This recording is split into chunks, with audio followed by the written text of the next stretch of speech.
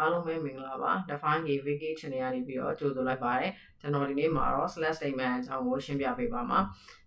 slash statement လို့ပြောရမယ်ဆိုလို့ရှိရင်ကျွန်တော်တို့ keywords အနေနဲ့ဆိုရင် SUN statement တွေကနားလည်ရလွယ်ကူတဲ့ keyword တွေနဲ့ဖွဲ့စည်းထားပါတယ်ဥပမာလေးနဲ့ပြောရမယ်ဆိုရင် slash တို့ from တို့ where တို့ပေါ့နော် action အနေနဲ့ပြောရမယ်ဆိုလို့ရှိရင် database ထဲမှာအချက်အလက်တွေရှာဖွေတာအသစ်ထပ်ထည့်တာနဲ့ပြင်ဆင်တာတွေကို SUN statement တွေနဲ့ကျွန်တော်တို့လုပ်ဆောင်ပါတယ်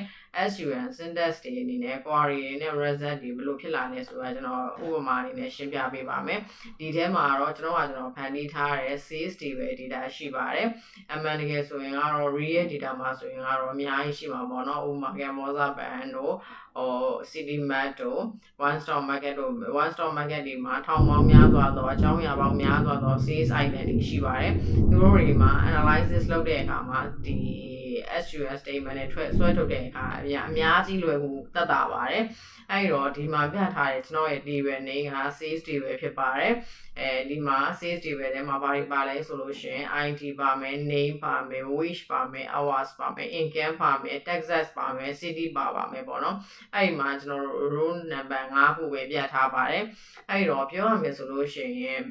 visit retrieval အနေနဲ့ပြောရမယ်ဆိုရင် asterisk ပေါ့အဲ့ဒါဘာဖြစ်လို့လဲဆိုရင် asterisk ကိုဘာလို့ကျွန်တော်တို့သုံးလဲဆိုလို့ရှိရင် sales table တွေကနေပြီးတော့အားလုံးကိုဆွဲထုတ်ပြီးပါ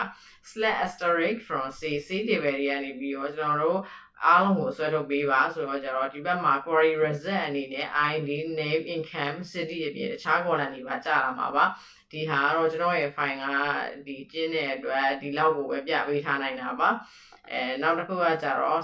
specific column တချို့ပေါ့နော် specific column မလိုအပ်တဲ့ column တွေကိုဖယ်ထားခြင်းတဲ့အခါမျိုးမှာကျွန်တော်တို့လိုအပ်တဲ့ column မျိုးကိုပဲဆွဲထုတ်တာမျိုးပေါ့နော်ဥပမာအနေနဲ့ပြောရမယ်ဆိုလို့ရှိရင် name city from sales table တွေကနေပြီးကျွန်တော်တို့ name ရယ် name ရယ် city ရယ်နှစ်ခုကိုဆွဲထုတ်မယ်အဲ့တော့ query result အနေနဲ့ဒီဘက်မှာပြပေးထားတယ်ဆိုလို့ရှိရင် name နဲ့ city နဲ့ column နှစ်ခုကိုပဲပြပေးခဲ့တယ်နောက်တစ်ခုဥပမာအနေနဲ့ပြောရမယ်ဆိုလို့ရှိရင် select ID wages from sales အဲ့ဒီမှာအဲ့လိုမျိုးကျွန်တော်တို့ရိုက်လိုက်လို့ရှိရင် ID နဲ့ wages တွေကိုပဲပြပေးမှာဖြစ်ပါတယ်နောက်တစ်ခါအဓိကသတိထားမယ်ဟာတော့ပေါ့နော် from table name ရေးပြီးပြီဆိုရင် exclamation mark ကလေးကတော့မဖြစ်မနေရေးဖို့မမေ့ပါနဲ့နောက်ပြီးတော့ slash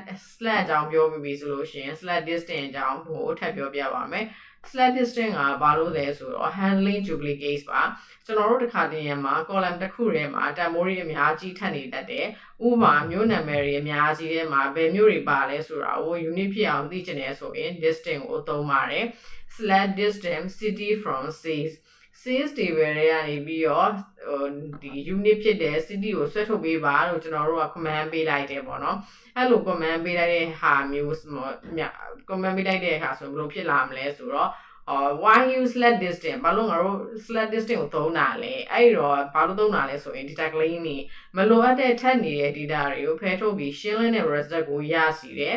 unique list ဥပမာ user ဘယ်နှယောက်ရှိလဲဒါမှမဟုတ်ဘယ်မျိုးတွေကဝယ်သူလဲဆိုတာကိုတစ်ခုချင်းစီစီရင်ထုတ်ပေးတယ်precise analysis duplicate တွေမပါတဲ့အတွက်စရင်းတွက်ချက်မှုတွေ analysis တွေမှာကျွန်တော်တို့ပုံမတိကျစီတယ်ပေါ့နော်အဲ့တော့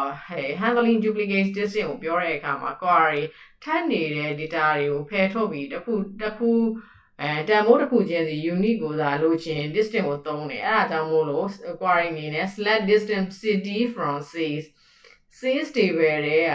မထပ်တဲ့ city တွေကိုငါတို့ကိုရွေးထုတ်ပေးပါအဲ့ဒီတော့ကျွန်တော်တို့ရဲ့ query result က city မှာဆိုရင်မုံရွာမန္တလေးမော်လမြိုင်မကွေးမြကြီးနာဟာခါမိုးကုတ်ဆိုပြီးတော့ပါတယ်ကျွန်တော်ရဲ့ table တကယ်မူရင်းထဲမှာဥပမာမန္တလေးက9နေရာပါနေရာမျိုးမိုးကုတ်က9နေရာပါနေရာမျိုးဆိုအဲ့ဟာတွေကို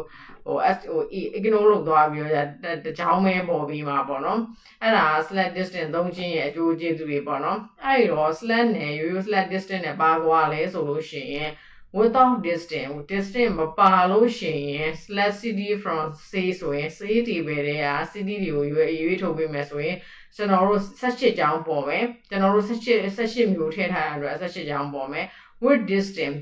ကိုသာသုံးခဲ့မယ်ဆိုရင်ကျွန်တော်တို့က10ကျောင်းပဲပေါ်တော့မယ်အဲ့တော့ distance ပါတာနဲ့မပါတာနဲ့ကြားထဲမှာကျွန်တော်တို့ data ကို analysis လုပ်နိုင်ခြင်း analysis ပို့ပြီးတော့ကျတော့ အလုပ်ပိုလုံးနိုင်စွမ်းရှိရဲဆိုတာကိုနောက်ပိုင်းမှာသိရပါလိမ့်မယ်အဲ့တော့ဒီနေ့သင်ခန်းစာနဲ့ပတ်သက်ပြီးတော့တကယ်ချင်းတို့မေးချင်တဲ့မေးခွန်းတွေရှိရင်ကျွန်တော်ကို comment box မှာရေးခဲ့ပြီးပါနောက်သင်ခန်းစာမှာတော့ word clause နဲ့ပတ်သက်ပြီးတော့ကျွန်တော်တို့ဆက်လေ့လာကြပါမယ်အတူတူလေ့လာကြပါမယ်အားလုံးကိုကျေးဇူးတင်ပါတယ်